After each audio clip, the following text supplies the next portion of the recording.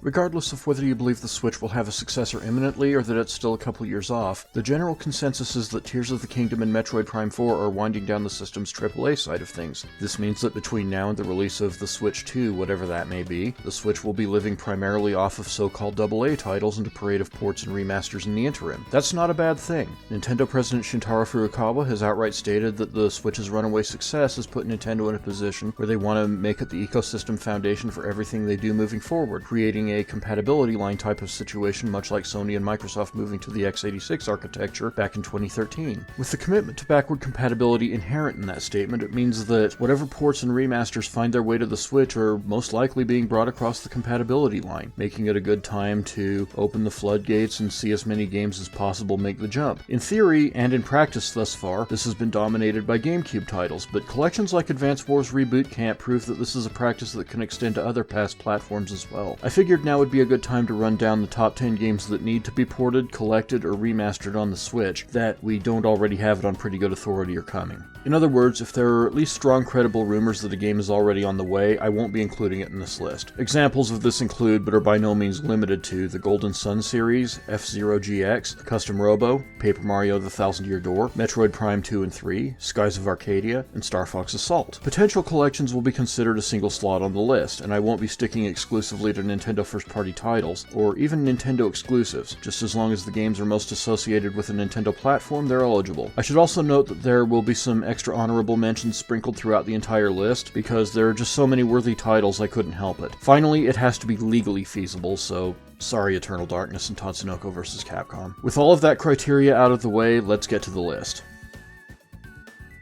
I'll start off with what I'm sure will be a rather controversial entry, but bear with me on this one. The Switch has done a great job of housing games that felt like they were intrinsically tied to controller gimmicks of past platforms, and giving them alternative versions that feature more conventional controls. There's not a doubt in my mind that underneath the Wii U controller baggage, there's a solid shooter to be found in Star Fox Zero if one of Nintendo's studios or third-party partners takes the time to port it over. This treatment worked wonders for games like Skyward Sword and Super Mario Galaxy, and giving Star Fox Zero the same care could provide us with a solid, by-the-number Star Fox installment we've needed from Nintendo for years.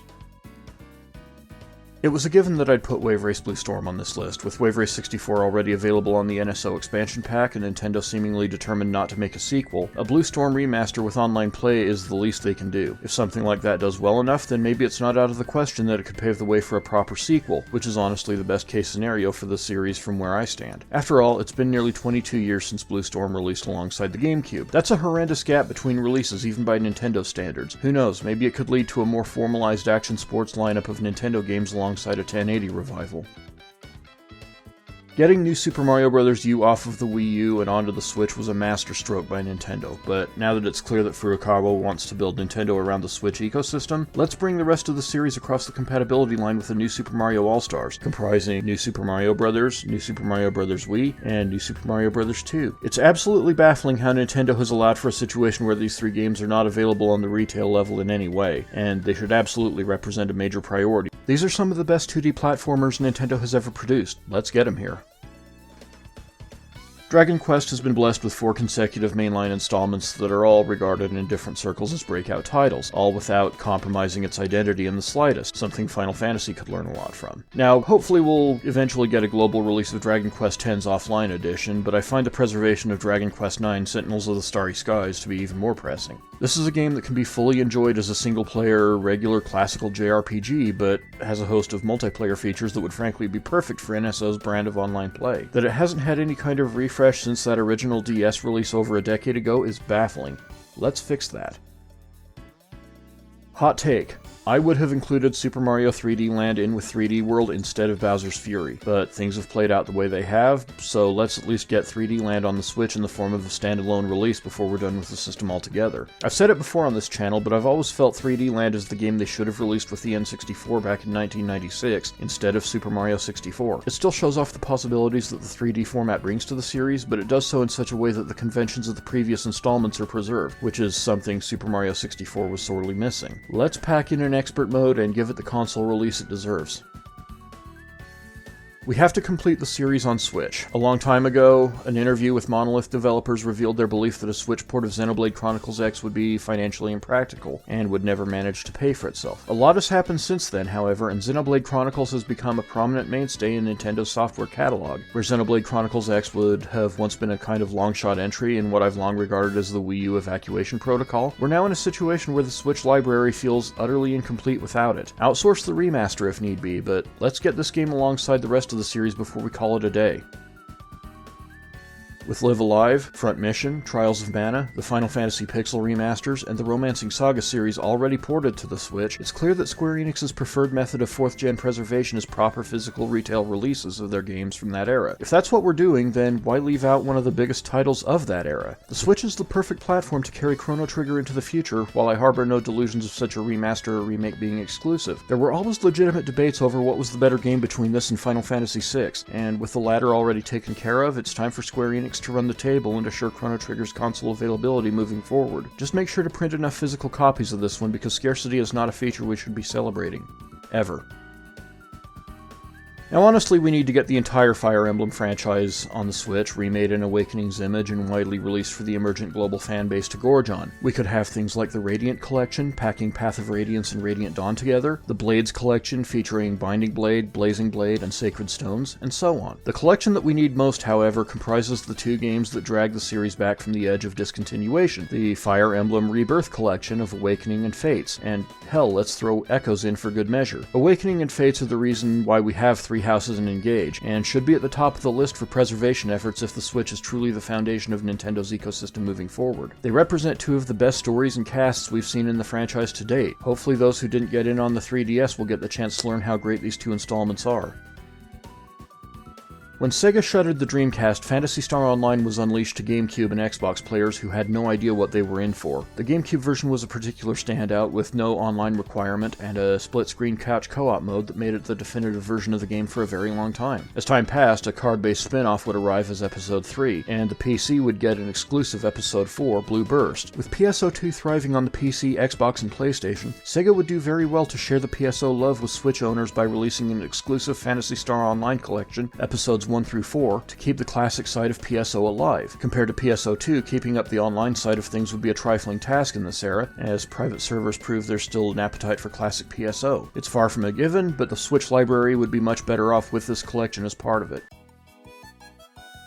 Now for some honorable mentions. Right as the GameCube was picking up momentum, there was a wave of AAA announcements that would come to be called the Capcom 5, which were positioned to be major releases alongside Nintendo's Big Four of the same time. Three of them, Beautiful Joe, Killer 7, and Resident Evil 4, became multi-platform titles before long, with the fourth, Dead Phoenix, cancelled entirely. The fifth, Product Number 3, would review poorly but go on to be a good source of memes and a rather beloved cult classic for the GameCube, and honestly, it would be a great slice of GameCube history to preserve on the Switch to help fill out this end-state software lineup.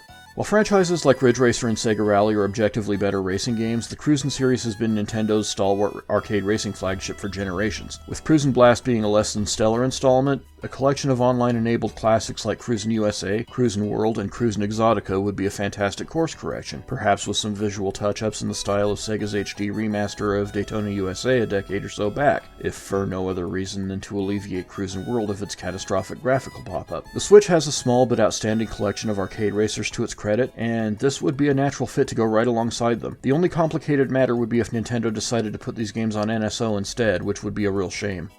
With the Castlevania Advance Collection already available, it only makes sense to gather the DS trilogy, Dawn of Sorrow, Portrait of Ruin, and especially Order of Ecclesia on the Switch. Because of some stylus implementations, there may need to be some design ingenuity to translate them, Dawn of Sorrow in particular, to a conventional platform, but a few compromises are a small price to pay in order to preserve some of Konami's best work with the franchise. Of the three games, Order of Ecclesia has the most to offer in such a package, and would be far and away the star of the show, but Dawn of Sorrow also represents some unfinished business on the preservation front as the direct sequel to the Advance Collection's Aria of Sorrow. With Konami going all in on preservation and collections of late, this set should be a given. To make it clear, I have not played Super Mario Galaxy 2 myself. My feelings about the Super Mario 64 branch of the series are well known at this point, but with this game being as celebrated as it is, and with its more than conspicuous absence on Super Mario 3D All-Stars, clearly this has to be made part of any Nintendo first-party preservation effort they make as the Switch winds down. I don't have to have played it or even like its style of Mario game to understand how much can be gained by Nintendo producing a conventional control HD remaster of it. I used the term unfinished business in regard to Dawn of Sorrow on a Castlevania DS collection, and that term also certainly applies here. Now this is one of my lists, so a Ridge Racer could just be considered an expectation, but I've actually got some deeper thoughts on the inclusion of Ridge Racer 3D. The game has always felt held back by the terrible analog controls on the 3DS, so I was overjoyed to get the chance to play it in Citra with an Xbox controller more recently. Some of you may have noticed the Ridge Racer 3D playlist on this channel that recently popped up. This playthrough has already confirmed two things to me. First, even with good controls, Ridge Racer 3D is a pretty heavy skill check compared to the single-player campaigns of most past titles, as the AI puts up a much better fight from the onset. Secondly, playing this game with an ordinary controller significantly improves the quality of the experience. The series has made some inexcusable missteps over the years with trash like Unbounded and Draw and Drift. A nice Ridge Racer 3D remaster, ideally with added content, would be perfect to get the IP back into form. The Shin Megami Tensei series has found a comfortable home on Nintendo platforms in the last 10 to 15 years or so, with plenty of exclusives and even versions of Persona 3, 4, and 5 making appearances. Given that the Switch is already home to a Shin Megami Tensei 3 Nocturne remaster and Shin Megami Tensei 5, the most logical next step would be a Shin Megami Tensei 4 collection with both the original release and its sequel, Apocalypse. These are quietly two of the best JRPGs on the 3DS, and given Atlus's existing investment in the Switch, it should be a matter of when rather than if they get around to this one. And the most important re-release yet to be credibly associated with the Switch is...